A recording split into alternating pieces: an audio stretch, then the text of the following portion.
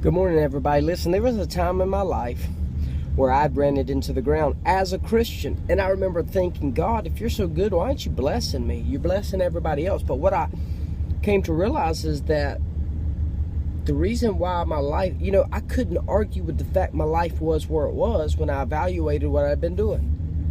Most of these times was because of broken, unhealthy relationships of people I wanted to be with selfishly, that I used to fulfill in me what only God could do. And when I evaluated my relationships up to this one, the common denominator in every one of them was me.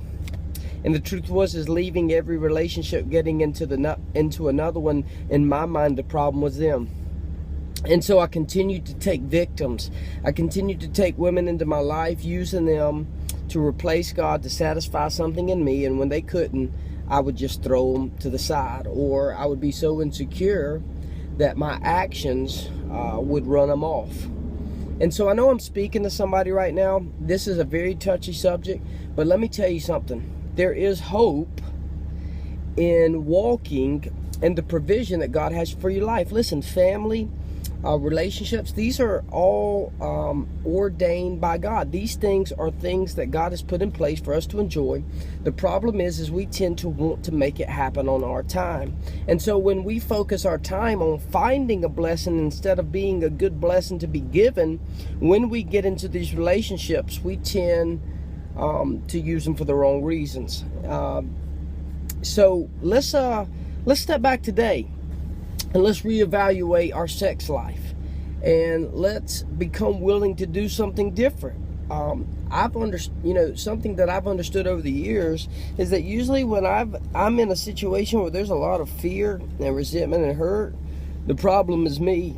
And I'm not saying that the other person doesn't play a role in it, but listen, until I become the problem, I never could live in the solution because I couldn't change them. But the more I focused on me and my problems, and the more I leaned on God and put my faith in Him, the more I began to change. And listen, the truth is the person I was with, I found out it wasn't really love anyway. As I began to change, I began to realize it was lust, and God began to weed out this stuff in my life. But listen, the more I try to change others to suit me, the worse matters get. But when I finally realized that I was the problem, and what needed to change was me, I began to see through a new pair of lenses, and I began to desire God's best, and I quit settling for things that were temporary. Let me tell you something, and I'll close with this. Temporary solutions will always end you up with a permanent problem. Listen, there's a lot of people walking around with permanent baggage because of poor mistakes, and it's not that God doesn't grace these people, and it's not that God won't make provision and provide doors for these people, but it's the truth that when we settle for temporary solutions and slap band-aids on wounds, we end up with personal and permanent problems that really leave other people in a position to be hurt. I pray today that we stop living for ourselves, that we back up and we'll take a look in the mirror, and we'll start seeing what we can do today to deny self, so that God can begin to change our heart and our mind, so that our lives will glorify Him and will serve others. Man, I pray this blessed you. If it did, would you please share it with somebody else, and have a wonderful day.